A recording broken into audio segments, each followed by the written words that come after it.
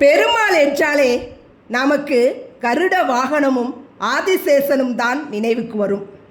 ஆனால் மரணத்திற்கே அதிபதியான யமதர்ம ராஜாவையே தனக்கு ஆசனமாகவும் வாகனமாகவும் மாற்றி பெருமாள் வீற்றிருக்கும் இந்த விசித்திர வடிவத்தை பற்றி உங்களில் எத்தனை பேருக்கு தெரியும்?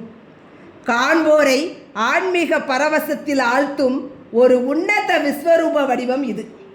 4 முகங்கள் உடைய பெருமாள் 4 திசைகளையும் நோக்கியவாறு 4 முகங்களுடன், அதாவது மனித முகம், நரசிம்ம முகம், வராக முகம், கபில முகம் என கம்பீரமாக வீற்றிருப்பார்.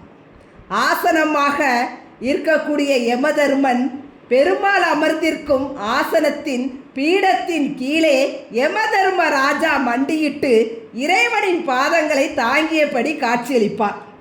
இத்தனைக்கு மேலாக ஆதிசேஷன் தனது பிரம்மாண்டமான படங்களை விரித்து பெருமாளுக்கு குடையாக நின்று கொண்டிருப்பார்.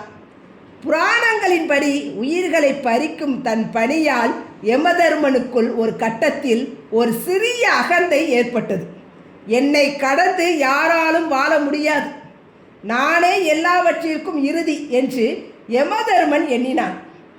அவனது அறியாமையை நீக்க மகாவிஷ்ணு அவனுக்குள் தன்னுடைய வைகுண்ட விஸ்வரூபத்தை காட்டினார். காலமும் மரணமும் கூட இறைவனின் காலுக்கு கீழேதான் இயங்குகின்றன என்பதை உணர்ந்த யமதர்மன் தன்னுடைய தவறை உணர்ந்து பெருமாளின் பாதங்களை தாங்கும் ஆசனமாக மாறினான். வைகுண்டநாதரின் இந்த விசித்திர வடிவத்திற்கு பின்னால் தத்துவம் மனித வாழ்வுக்கு மிகவும் முக்கியமானது. யமதர்மன் பெருமாளின் காலுக்கு கீழே இருக்கும் வடிவம் நமக்கு உணர்த்துவது ஒன்றே ஒன்றுதான். யார் ஒருவர் இறைவனை முழுமையாக சரணடைகிறாரோ அவருக்கு மரணத்தை பற்றிய பயம் இருக்காது. மரணமே அங்கே இறைவனின் சேவகனாக மாறிவிடுகிறது. யமதர்மன் என்பது வெறும் மரணம் மட்டுமல்ல, அவன் தர்மத்தின் குறியீடு. தர்ம நெறிப்படியே வாழும் மனிதனை இந்த பிரபஞ்சமே தாங்கி பிடிக்கும் என்ற உன்னத வாழ்வியல் உண்மையை இந்த வடிவம் காட்டுகிறது.